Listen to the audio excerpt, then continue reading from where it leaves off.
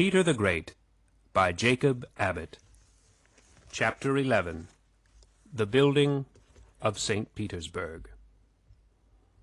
The struggle thus commenced between the Tsar Peter and Charles XII of Sweden for the possession of the eastern shores of the Baltic Sea continued for many years. At first the Russians were everywhere beaten by the Swedes, but at last, as Peter had predicted, the King of Sweden taught them to beat him.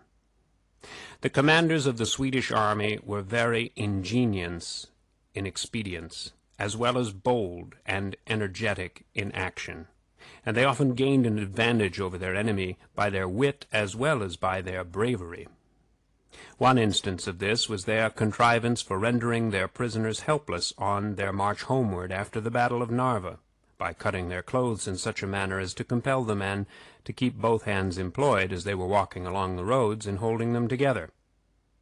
On another occasion, when they had to cross a river in the face of the Russian troops posted on the other side, they invented a peculiar kind of boat which was of great service in enabling them to accomplish the transit in safety.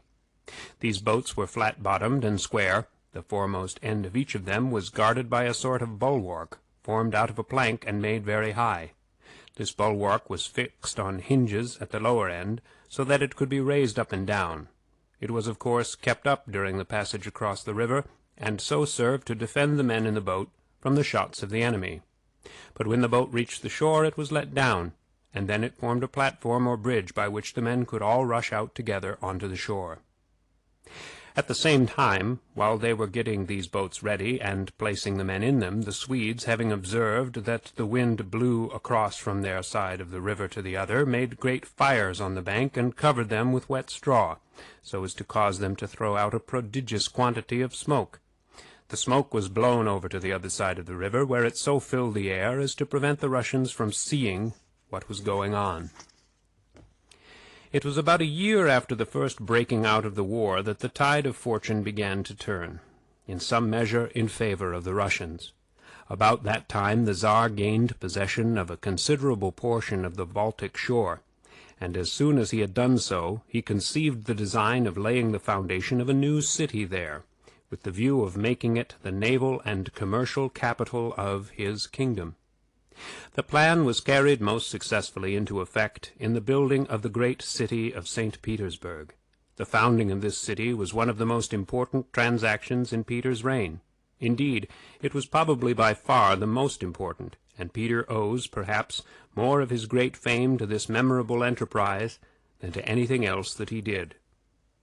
The situation of St. Petersburg will be seen by the map in the preceding chapter. At a little distance from the shore there is a large lake called the Lake of Ladoga. In outlet of the Lake of Ladoga is a small river called the Neva. The Lake of Ladoga is supplied with water by many rivers which flow into it from the higher lands lying to the northward and eastward of it, and it is by the Neva that the surplus of these waters is carried off to the sea. The circumstances under which the attention of the Tsar was called to the advantages of this locality were these. He arrived on the banks of the Neva, at some distance above the mouth of the river, in the course of his campaign against the Swedes in the year 1702. He followed the river down, and observed that it was pretty wide, and that the water was sufficiently deep for the purpose of navigation. When he reached the mouth of the river, he saw that there was an island at some distance from the shore, which might easily be fortified, and that, when fortified, it would completely defend the entrance to the stream. He took with him a body of armed men, and went off to the island in boats in order to examine it more closely. The name of this island was then almost unknown, but it is now celebrated throughout the world as the seat of the renowned and impregnable fortress of Kronstadt. There was a Swedish ship in the offing at the time when Peter visited the island, and this ship drew near to the island and began to fire upon it as soon as those on board saw that the Russian soldiers had landed there. This cannonading drove the Russians back from the shores, but instead of retiring from the island, they went and concealed themselves behind some rocks. The Swedes supposed that the Russians had gone around to the other side of the island, and that they had there taken to their boats again and returned to the main land. so they determined to go to the island themselves and examine it in order to find out what the Russians had been doing there. They accordingly let down their boats, and a large party of Swedes, embarking in them, rowed to the island. Soon after they had landed, the Russians rushed out upon them from their ambuscade, and after a sharp contest drove them back to their boats. Several of the men were killed, but the rest succeeded in making their way back to the ship, and the ship soon afterward weighed anchor and put to sea. Peter was now at liberty to examine the island, the mouth of the river, and all the adjacent shores as much as he pleased. He found that the situation of the place was well adapted to the purposes of a seaport. The island would serve to defend the mouth of the river, and yet there was deep water along the side of it to afford an entrance for the ships. The water, too, was deep in the river, and the flow of the current smooth. It is true that in many places the land along the banks of the river was low and marshy, but this difficulty could be remedied by the driving of piles for the foundation of the buildings, which had been done so extensively in Holland. There was no town on the spot at the time of Peter's visit to it, but only a few fishermen's huts near the outlet of the river, and the ruins of an old fort a few miles above. Peter examined the whole region with great care, and came decidedly to the conclusion that he would make the spot the site of a great city. He matured his plans during the winter, and in the following spring he commenced the execution of them. The first building that was erected was a low one-story structure made of wood, to be used as a sort of office and place of shelter for himself while superintending the commencement of the works that he had projected. This building was afterward preserved for a long time with great care as a precious relic and souvenir of the foundation of the city. The Tsar had sent out orders to the governments of the different provinces of the empire, requiring each of them to send his quota of artificers and laborers to assist in building the city. This they could easily do, for in those days all the laboring classes of the people were little better than slaves, and were almost entirely at the disposal of the nobles, their masters. In the same manner he sent out agents to all the chief cities in Western Europe, with orders to advertise there for carpenters, masons, engineers, shipbuilders, and persons of all the other trades likely to be useful in the work of building the city. These men were to be promised good wages and kind treatment, and were to be at liberty at any time to return to their respective homes. The agents also at the same time invited the merchants of the countries that they visited to send vessels to the new port laden with food for the people that were to be assembled there, and implements for work, and other merchandise suitable for the wants of such a community. The merchants were promised good prices for their goods, and full liberty to come and go at their pleasure. The Tsar also sent orders to a great many leading boyars or nobles, requiring them to come and build houses for themselves in the new town. They were to bring with them a sufficient number of their serfs and retainers to do all the rough work which would be required, and money to pay the foreign mechanics for the skilled labor. The boyars were not at all pleased with this summons. They already possessed their town houses in Moscow, with gardens and pleasure grounds in the environs. The site for the new city was very far to the northward, in a comparatively cold and inhospitable climate, and they knew very well that even if Peter should succeed in the end in establishing this new city, several years must elapse before they could live there in comfort. Still, they did not dare to do otherwise than to obey the emperor's summons. In consequence of all these arrangements and preparations, immense numbers of people came into the site of the new city in the course of the following spring and summer. The numbers were swelled by the addition of the populations of many towns and villages along the coast that had been ravaged or destroyed by the Swedes in the course of the war. The works were immediately commenced on a vast scale, and they were carried on during the summer with great energy. The first thing to be secured, of course, was the construction of the fortress, which was to defend the town. There were wharves and piers to be built, too, in order that the vessels bringing stores and provisions might land their goods. The land was surveyed, streets laid out, building lots assigned to merchants for warehouses and shops, and to the boyars for palaces and gardens. The boyars commenced the building of their houses, and the Tsar himself laid the foundation of an imperial palace. But notwithstanding all the preparations and precautions which Peter had taken to secure supplies of everything required for such an undertaking, and to regulate the work by systematic plans and arrangements, the operations were for a time attended with a great deal of disorder and confusion, and a vast amount of personal suffering. For a long time there was no proper shelter for the laborers. Men came to the ground much faster than huts could be built to cover them, and they were obliged to lie on the marshy ground without any protection from the weather. There was also a great scarcity of tools and implements suitable for the work that was required, in felling and transporting trees, and in excavating and filling up where changes in the surface were required. In constructing the fortifications, for example, which in the first instance were made of earth, it was necessary to dig deep ditches and to raise great embankments. There was a great deal of the same kind of work necessary on the ground where the city was to stand before the work of erecting buildings could be commenced. There were dikes and levees to be made along the margin of the stream to protect the land from the inundations to which it was subject when the river was swollen with rains. There were roads to be made, and forests to be cleared away, and many such other labors to be performed. Now, in order to employ at once the vast concourse of laborers that were assembled on the ground in such a works as these, an immense number of implements were required, such as pickaxes, spades, shovels, and wheelbarrows. But so limited was the supply of these conveniences that a great portion of the earth which was required for the dikes and embankments was brought by the men in their aprons, or in their skirts of their clothes, or in bags made for the purpose out of old mats, or any other material that came to hand.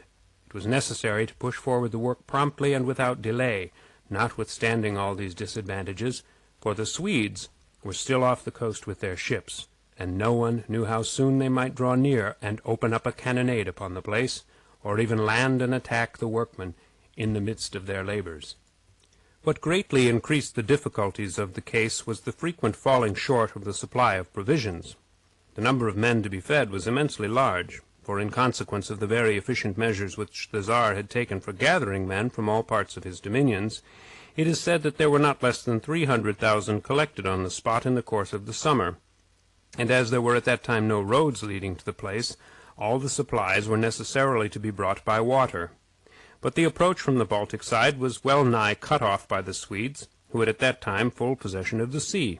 Vessels could, however, come from the interior by way of Lake Ladoga. But when, for several days or more, the wind was from the west, these vessels were all kept back, and then sometimes the provisions fell short, and the men were reduced to great distress. To guard as much as possible against the danger of coming to absolute want at the times when the supplies were thus entirely cut off, the men were often put on short allowance beforehand. The emperor, it is true, was continually sending out all requisitions for more food, but the men increased in number faster, after all, than the means for feeding them. The consequence was that immense multitudes of them sickened and died. The scarcity of food, combined with the influence of fatigue and exposure, men half-fed, working all day in the mud and rain, and at night sleeping without any shelter, brought on fevers and dysenteries and other similar diseases, which always prevail in camps and among large bodies of men exposed to such influences as these. It is said that not less than 100,000 men perished from these causes at St. Petersburg in the course of the year. Peter doubtless regretted this loss of life, as it tended to impede the progress of the work, but after all it was a loss which he could easily repair by sending out continually to the provinces for fresh supplies of men. Those whom the nobles and governors selected from among the serfs and ordered to go had no option. They were obliged to submit, and thus the supply of laborers was kept full, notwithstanding the dreadful mortality which was continually tending to diminish it. If Peter had been willing to exercise a little patience and moderation in carrying out his plans, it is very probable that most of this suffering might have been saved. If he had sent a small number of men to the ground the first year, and had employed them in opening roads and establishing granaries and making other preliminary arrangement, and in the meantime had caused stores of food to be purchased and laid up, and ample supplies of proper tools and implements to be procured and conveyed to the ground, so as to have had everything ready for the advantageous employment of a large number of men in the following year, everything would, perhaps, have gone well. But the qualities of patience and moderation formed no part of Peter's character. What he conceived of and determined to do must be done at once, at whatever cost, and a cost of human life seems to have been the one that he thought less of than any other. He rushed headlong on, notwithstanding the suffering which his impetuosity occasioned, and thus the hymn which solemnized the entrance into being of the newborn city was composed of the groans of 100,000 men, dying in agony of want, of misery, and despair. Peter was a personal witness to this suffering, for he remained during a great part of the time on the ground, occupying himself constantly in superintending and urging on the operations. Indeed, it is said that he acted himself as the chief engineer in planning the fortifications and in laying out the streets of the city. He drew many of the plans with his own hands, for among the other accomplishments which he had acquired in the early part of his life, he had made himself quite a good practical draftsman. When the general plan of the city had been determined upon, and proper places had been set apart for royal palaces and pleasure grounds, and public edifices of all sorts that might be required, and also for open squares, docks, markets, and the like, a great many streets were thrown open for the use of any persons who might choose to build houses in them. A vast number of the mechanics and artisans who had been attracted to the place by the offers of the Tsar availed themselves of this opportunity to provide themselves with homes, and they proceeded at once to erect houses. A great many of the structures thus built were mere huts or shanties made of any rude materials that came most readily to hand, and put up in a very hasty manner. It was sufficient that the tenement afforded a shelter from the rain, and that it was enough of a building to fulfill the condition on which the land was granted to the owner of it. The number of these structures was, however, enormous. It was said that in 1 year there were erected 30,000 of them. There is no instance in the history of the world of so great a city springing into existence with such marvelous rapidity as this. During the time while Peter was thus employed in laying the foundations of his new city, the King of Sweden was carrying on the war in Poland against the conjoined forces of Russia and Poland, which were acting together there as allies. When intelligence was brought to him of the operations in which Peter was engaged on the banks of the Neva, he said, "It is all very well. He may amuse himself as much as he likes in building his city there, but by and by, when I am a little at leisure, I will go and take it away from him. Then, if I like the town, I will keep it, and if not, I will burn it down." Peter, however, determined that it should not be left within the power of the King of Sweden to take his town, or even to molest his operations in the building of it, if any precautions on his part could prevent it. He had caused a number of redoubts and batteries to be thrown up during the summer. These works were situated at different points near the outlet of the river and on the adjacent shores. There was an island off the mouth of the river which stood in a suitable position to guard the entrance. This island was several miles distant from the place where the city was to stand, and it occupied the middle of the bay leading toward it. Thus there was water on both sides of it, but the water was deep enough only on one side to allow the passage of ships of war. Peter now determined to construct a large and strong fortress on the shores of this island, placing it in such a position that the guns could command the channel leading up the bay. It was late in the fall when he planned this work, and the winter came on before he was ready to commence operations.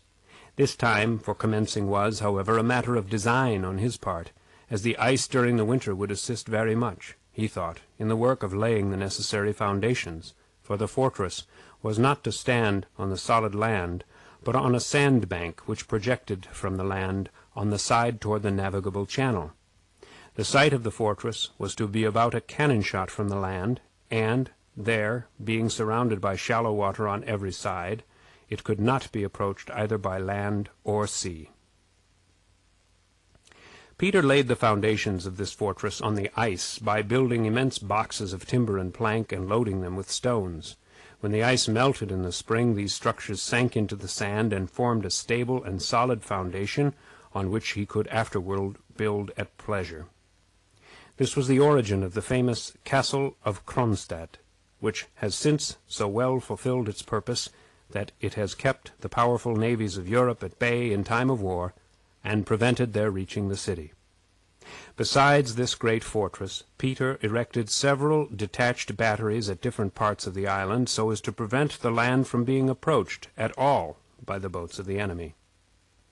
At length the King of Sweden began to be somewhat alarmed at the accounts which he received of what Peter was doing, and he determined to attack him on the ground and destroy his works before he proceeded any further with them.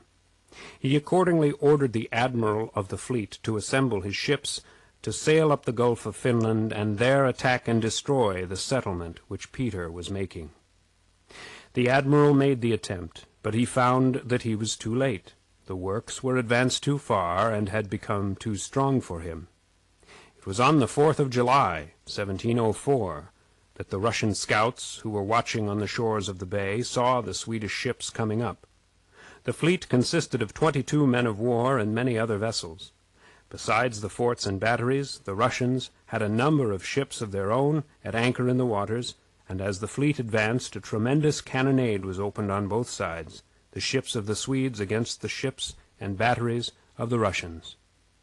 When the Swedish fleet had advanced as far toward the island as the depth of water would allow, they let down from the decks of their vessels a great number of flat-bottomed boats, which they had brought for the purpose, and filled them with armed men. Their plan was to land these men on the island and carry the Russian batteries there at the point of the bayonet. But they did not succeed. They were received so hotly by the Russians that after an obstinate contest they were forced to retreat. They endeavored to get back to their boats, but were pursued by the Russians, and now, as their backs were turned, they could no longer defend themselves, and a great many were killed. Even those that were not killed did not all succeed in making their escape. A considerable number, finding that they should not be able to get to the boats, threw down their arms and surrendered themselves prisoners, and then, of course, the boats which they belonged to were taken. 5 of the boats thus fell into the hands of the Russians. The others were rowed back with all speed to the ships, and then the ships withdrew. Thus the attempt failed entirely. The admiral reported the ill success of his expedition to the king, and not long afterward another similar attempt was made, but with no better success than before.